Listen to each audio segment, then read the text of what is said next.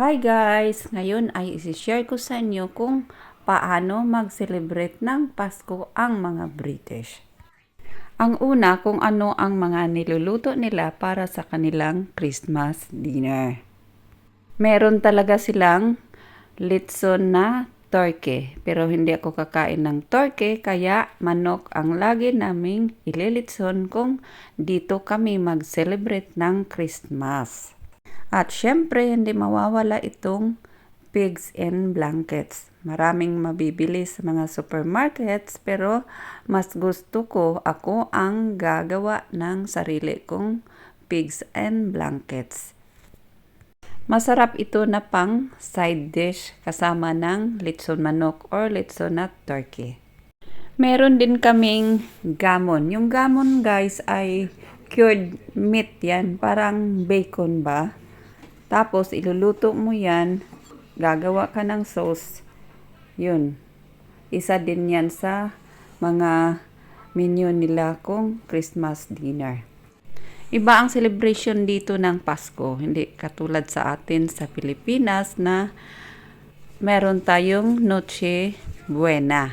Pero dito, December 25 talaga ang celebration. Christmas dinner ang tawag nila. Pero, maaga yung dinner, mga alas 3, alas 4, or anong oras ang gusto nila. At saka, kung December 25 dito, talagang holiday. Walang pasok lahat. At yung mga tindahan ay walang bukas. Dami naming niluluto, pero alam nyo guys, 2 lang kami kakain kasi walang ibang nakatira dito sa bahay. Ako lang at yung asawa ko. Minsan lang din kami guys nag-celebrate ng Pasko dito kasi yearly kami umuwi sa Pilipinas.